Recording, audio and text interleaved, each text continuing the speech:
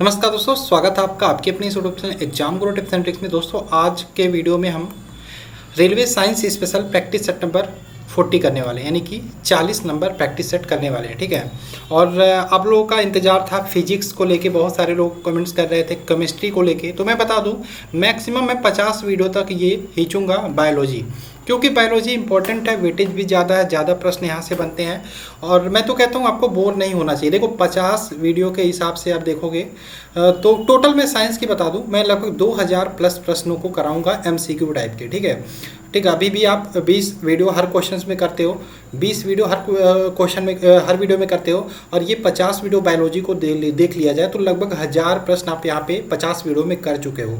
बाकी physics and chemistry कराऊंगा। ठीक है। बाकी उसके बाद टॉपिक वाइज चीज़ें चलेंगी, स्टैटिक जीके भी जल्दी शुरू हो जाएगा। ठीक है। एग्जाम का वेट हम नहीं करेंगे, तो बहुत सारी चीज़ें आपके लिए आने वाली हैं। उसके लिए आपको बने रहना हमारे साथ, यानी कि जो लोग नए जुड़े हैं उनको क्या करना है, चैनल को सब्सक्राइब कर लेना है साथ में।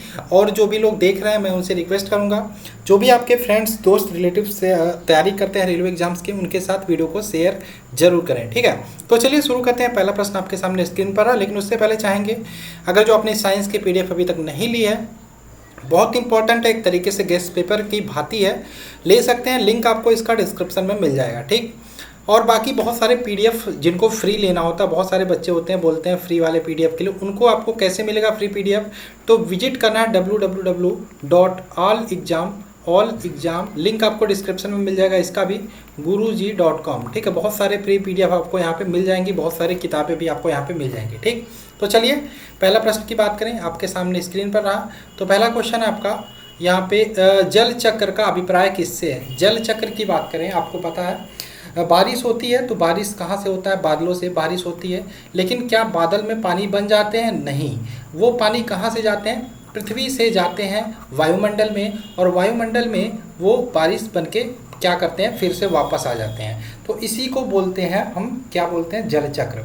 ठीक है। तो कहाँ का जल होता है? कह सकते हैं जो महासागर होता है, महासागरों का जल होता है। सूर्य ताप, जब सूरज अपनी चरम सीमा पर होता है, या फिर सूर्य ताप से वो भाप बनकर उड़ जाते हैं, वायुमंडल में चले जाते हैं, और इससे जब वायु द्वारा जल क्या होता है, संतृप्त होता है। और ये जब संतृप्तता की जो अवस्था होती है, जब चरम सीमा पे पहुंच जाती है, तो क्या होता है, वही बात जो पानी होता है वो बारिश बन के वापस महासागरों में चली आती है, वापस पृथ्वी पर आ जाती है। तो इसी को हम बोलते हैं, ये क्रिया चलती रहती है, साइक्लिक प्रोसेस में होता है, और इसी को हम बोलते हैं जल चक्र। ठीक है। तो इसका क्या आंसर होगा? जल का महासागर से पृथ्वी की ओर और पुनः महासागर से निरंतर महासागर की ओर निरंतर का संचलन, इसका क्या हो जाएगा, जल चक्र है। यानी कि ऑप्शन नंबर 20 का राइट आंसर हो जाएगा। थोड़ी देर पहले मैंने लाइव आने की कोशिश की थी, तो उसमें चीज़ें सेटअप नहीं हो पाई, टेक्निकल इशू आ रहा था, तो वो भी मैं नहीं कर पाया। और जो मेरा MS ऑफिस जो चलाता है उसमें भी बहुत सारे प्रॉब्लम निकल के आ रहे हैं। ठीक है। तो चलिए कोई नहीं, फिर से मैं सॉर्ट आउट करने की कोशिश करूंगा, सब कुछ सही हो जाए। नेक्स्ट बात करें, क्वेश्चन आपका मुर्गी पालन यूनिट। तो क्या है, मुर्गी पालन यूनिट में लागत में सर्वाधिक प्रभावित करने वाला कारक किसकी होती है? सर्वाधिक लागत किसकी आती है? अब आप सोच रहे हो कि हम मुर्गी पालन करेंगे तो सब कुछ तो खरीद लोगे, सस्ते में हो जाएगा, लेकिन जो सर्वाधिक खर्चा होगा वो मुर्गी दाने का आता है। ठीक है। तो इसका आंसर हो जाएगा ऑप्शन नंबर A, मुर्गी दाने का। सर्वाधिक लागत जो आता है मुर्गी दाने का। ठीक है। ये साइंस का क्वेश्चन है, आया हुआ क्वेश्चन है, सारे क्वेश्चन आए हुए हैं। आपको ये सारे क्वेश्चन कहाँ मिलेंगे, मैं फिर से बताता हूँ।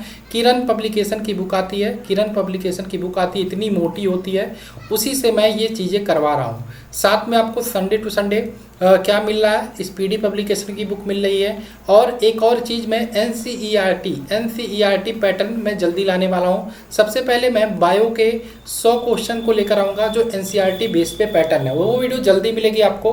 बाकी मैं एक और बुक मंगा रहा हूँ, दृष्टि पब्लिकेशन की है, NCERT पे बेस्ड है, उसको भी मैं करवाऊँगा। ठीक है। आगे चलें, क्वेश्चन नंबर 3 की बात करें। जीवों के क्या क्वेश्चन है यहाँ पे, जीवों को उनके पर्यावरण के संबंध में अध्ययन को क्या कहते हैं? तो बहुत ही सिंपल क्वेश्चन है, इसको बोलते हैं पारिस्थितिकी विज्ञान। क्या बोलते हैं? पारिस्थितिकी विज्ञान। ऑप्शन नंबर A इसका राइट आंसर हो जाएगा। जीवों और उनके पर्यावरण के संबंध में अध्ययन को पारिस्थितिकी विज्ञान बोलते हैं। आगे बात करें, नेक्स्ट क्वेश्चन, क्वेश्चन नंबर 4, निम्नलिखित में से क्या क्वेश्चन है, निम्नलिखित में से कौन सा कथन सही है? तो ध्यान रखिएगा, इसमें प्राणी अपना परिवार बढ़ाने के बारे में चिंतित रहते हैं, सही नहीं है। प्राणी दिन भर कई आहार फेरे लगाते हैं, तो ये सही है, ऑप्शन नंबर B। कोई भी प्राणी होता है दिन भर में कई बार आहार फेरे लगाता है या खाता रहता है। ठीक है। और जो ऑप्शन है पढ़ लीजिएगा, ये ऑप्शन नंबर बी ही इसका सही आंसर होगा, राइट आंसर होगा। तो फोर्थ का बी हो जाएगा। नेक्स्ट क्वेश्चन की बात करें, आप लोग मुझे कमेंट करके बताइएगा कितने क्वेश्चन आपको सही सही आते थे। 2,4-D किस रूप में प्रयोग किया जाता है? तो 2,4-D को क्या बोलते हैं? तो ये भी पता होना चाहिए। 2,4-D को हम बोलते हैं यहाँ पे डाइक्लोरोफिनॉक्सी एसिड। क्या बोलते हैं? डाइक्लोरोफिनॉक्सी एसिड बोलते हैं। और एक प्रकार से ये खरपतवार के रूप में या कीटनाशक के रूप में हम यूज करते हैं। तो यहाँ पे हो जाएगा खरपतवार नाशी, अपतृणनाशी के रूप में। ऑप्शन नंबर इसका ए राइट आंसर होगा। ठीक है, पांचवा का ए हो जाएगा। नेक्स्ट बात करें, किसी जलाशय क्या है क्वेश्चन, ये थोड़ी सी प्रॉब्लम आ रही है। किसी जलाशय का सुपोषण किसकी समृद्धि करता है? जलाशय का सुपोषण किसकी समृद्धि करता है? तो उसका सुपोषण करोगे तो जैव पदार्थ उत्पादन ये भी होगा और जैविक ऑक्सीजन, ये दोनों होगा। ऑप्शन नंबर ये सी हो जाएगा। ठीक है, इसका दोनों हो जाएगा। नेक्स्ट बात करें, पशुपालन के साथ खेती को क्या कहते हैं? तो पशुपालन कर रहे हो आप, उसके साथ खेती भी कर रहे हो, तो उसको क्या बोलते हैं? मिश्रित खेती। क्या हो जाएगा? मिश्रित खेती, यानी कि ऑप्शन नंबर ए। मैं फिर से बोलता हूँ, अभी आपके जो क्वेश्चन मिल रहा है ज़्यादातर एनवायरनमेंट के, आप लोग कंफ्यूज मत होइएगा कि बायोलॉजी में ये सारे क्वेश्चन कहाँ से आ रहे हैं। तो एनवायरनमेंट सेक्शन पहले आप 3 चीज़ें पढ़ते थे साइंस में, फिजिक्स, केमिस्ट्री, बायो, लेकिन अभी एक चौथा पार्ट आ गया जिससे क्वेश्चंस बन रहे हैं। 2-3 क्वेश्चन हर एग्जामों में आ रहे हैं, वो आपका एनवायरनमेंट। ठीक है, तीनों आपको पढ़ना पड़ेगा। तो एनवायरनमेंट के क्वेश्चन मिल रहे हैं। नेक्स्ट ये क्वेश्चन आपका, पशुपालन के साथ खेती को क्या कहते हैं? तो मिश्रित खेती बोलते हैं। Option number A. नेक्स्ट आपका, वर्मी कंपोस्टिंग किससे की जाती है? तो क्या है? वर्मी कंपोस्टिंग किससे की जाती है? तो ध्यान रखिएगा, कृमि किससे की जाती है। क्या एक प्रक्रिया होती है वर्मी कंपोस्टिंग। ठीक है, और ये जो आपके घर में जो भी रसोई घर होता है उससे जो अपशिष्ट पदार्थ निकलते हैं उसको वर्मी कंपोस्टिंग प्रक्रिया द्वारा कृमि का उपयोग करके क्या किया जाता है? उसको खाद में बदला जाता है, और वो जो खाद होता है वो पोषक से भरपूर होता है। ठीक है, तो ये आपकी प्रक्रिया हो जाएगी। किससे की जाती है? कृमि की सहायता से की जाती है। ठीक है, इसको ध्यान रखिएगा। आगे बात करें नेक्स्ट क्वेश्चन की, ड्रोसेरा में रोमों की गति को क्या कहा जाता है? ड्रोसेरा में रोमों की गति को क्या कहा जाता है? तो इसका आंसर हो जाएगा स्पर्शानुवर्तन। ठीक है, स्पर्शानुवर्तन। आपने सुना होगा एक प्रकार के पादप होते हैं, प्लांट होते हैं, जिसको हम कीट भक्षी बोलते हैं, कीट भक्षी बोलते हैं। ठीक है, तो ये क्या करते हैं? कीटों को खाते हैं। ठीक है, वीनस फ्लाई ट्रैप आपने सुना होगा नाम। ये कुछ इस प्रकार से होता है वीनस फ्लाई ट्रैप, और यहाँ पे इस प्रकार से दांतनुमा संरचना बनी होती है। कोई भी कीट या फिर पक्षी छोटा मोटा तो इसमें जाता तो ये तुरंत बंद हो जाता है और कीट उसमें फंस जाता है। तो ये कीट भक्षी पौधे होते हैं। ठीक है, इसी में होते हैं, ये रोम पाए जाते हैं, और इनके संपर्क में आने से ये तेजी से गति करते हैं और कीट इसके शिकार हो जाते हैं। तो ये क्या होता है? स्पर्शानुवर्तन। ठीक है, ऑप्शन नंबर 20 का राइट आंसर होगा। नेक्स्ट क्वेश्चन की बात करें, प्रवाल भित्ति। यहाँ पे जब प्रवाल भित्ति आता है, प्रवाल भित्ति को संरक्षित रखने के लिए भारत सरकार ने निम्नलिखित में से किसको समुद्री पार्क घोषित किया? प्रवाल भित्ति क्या होता है? आपको पता है, समुद्र के किनारे बहुत सारे जानवर होते हैं समुद्र में, जो बहुत पहले होते थे, जो मर जाते हैं, उनके हड्डी या फिर अवशेष होते हैं। ठीक है, उनसे समुद्र में क्या होता है, कहीं कहीं एक दीपनुमा संरचना बन जाती है, तो इसी को प्रवाल भित्ति बोलते हैं। ठीक है, तो ये कौन सी प्रवाल भित्ति है जिसको संरक्षित रखने के लिए भारत सरकार ने उसे समुद्री पार्क घोषित किया? तो इसको ध्यान रखिएगा, कच्छ की खाड़ी आपका राइट आंसर हो जाएगा। ऑप्शन नंबर ए, कच्छ की खाड़ी ध्यान रखिएगा, प्रवालों से बनी है। ठीक है, और यह भारत का पहला समुद्री पार्क है। ऑप्शन नंबर ए इसका राइट आंसर होगा। नेक्स्ट बात करें, निम्नलिखित में से कौन अन्य तीनों को समाहित करता है? क्या करता है? तीनों को समाहित करता है। तो इसका आंसर क्या हो जाएगा? तो इसका आंसर हो जाएगा परितंत्र। क्या हो जाएगा? कम्युनिटी, आबादी, प्रजाति, तीनों किसके अंतर्गत आ जाते हैं? तो परितंत्र के कैटेगरी के अंतर्गत जाता है। यहाँ पे ऑप्शन नंबर ए इसका राइट आंसर हो जाएगा, परितंत्र। ठीक, आगे बात करें, निम्नलिखित में से कौन सा ईंधन न्यूनतम पर्यावरण प्रदूषण करता है? ये क्वेश्चन रिपीट हो रहा है यानी कि इंपॉर्टेंट है। तो इसका आंसर हो जाएगा option number D, hydrogen. Hydrogen ईंधन की बात करें तो ये न्यूनतम प्रदूषण करता है। ठीक है, ध्यान रखिएगा। नेक्स्ट बात करें, आपका क्वेश्चन नंबर 13, भारत के कुछ भागों में पेयजल में निम्नलिखित में से कौन से प्रदूषक पाए जाते हैं? तो पेयजल में कौन कौन से प्रदूषक होते हैं? आर्सेनिक भी होते हैं, ये ध्यान रखिएगा, आर्सेनिक भी होते हैं, फ्लोराइड भी एक प्रकार का जल का प्रदूषण है, यहाँ पे बात करें। और तीसरा जो हो जाएगा यूरेनियम, ठीक है। तो ये आपके जल के प्रदूषक होते हैं। तो आर्सेनिक, यूरेनियम, फ्लोराइड ये पाए जाते हैं। तो इसका आंसर हो जाएगा 135 आपका ऑप्शन नंबर सी है, यही आपका राइट आंसर हो जाएगा। तो ध्यान रखिएगा, आर्सेनिक, यूरेनियम और फ्लोराइड ये प्रकार के जल के जो पेयजल होता है उसके प्रदूषक होते हैं। नेक्स्ट बात करें विटामिन B12। विटामिन B12 कौन सा धातु आयन उपस्थित रहता है? तो विटामिन B12 की बात करें तो कोबाल्ट उपस्थित रहता है। B12 जब भी आपके सामने आए तो ध्यान रखना रासायनिक नाम क्या होता है। देखो विटामिन बी कोई विटामिन बी नहीं होता, इसको विटामिन बी कॉम्प्लेक्स बोलते हैं। और इसी में टोटल लगभग 12 विटामिन होते हैं, लेकिन 5-6 विटामिन आपको याद रखने होते हैं जो इंपॉर्टेंट होते हैं। अब B12 की ही बात करें तो इसमें कोबाल्ट तत्व पाया जाता है। यहाँ पर बात करें इसका रासायनिक नाम होता है साइनोकोबालामिन। साइनोकोबालामिन इसका रासायनिक नाम होता है, ये भी ध्यान रखिएगा। B12 की बात करें इसमें प्रचुर मात्रा में किस में पाया जाता है? दूध में पाया जाता है। विटामिन B12 प्रचुर मात्रा में दूध में पाया जाता है। इसकी कमी तो एक प्रकार की ध्यान रखिएगा रक्त अल्पता नामक रोग होती है, ठीक है, ध्यान रखिएगा। ऑप्शन नंबर यहाँ पे ए हो जाएगा, कोबाल्ट धातु आयन उपस्थित होता है विटामिन B12 में। 15 की बात करें, यहाँ पे आपको बताना है कौन सा जोड़ा गलत है। तो हरित क्रांति का संबंध कृषि से है। तो आपको आपसे क्वेश्चन पूछ सकता है कि भारत में हरित क्रांति के जनक कौन माने जाते हैं? तो ध्यान रखिएगा, भारत में पूछे तो MS स्वामीनाथन, नाम ध्यान रखना है। विश्व में पूछे तो ध्यान रखिएगा नॉर्मन बोरलॉग, ठीक है। यहाँ पे आपको पता होना चाहिए भारत की जनसंख्या पहले आज़ादी जब मिली थी 47 के बाद, ठीक है।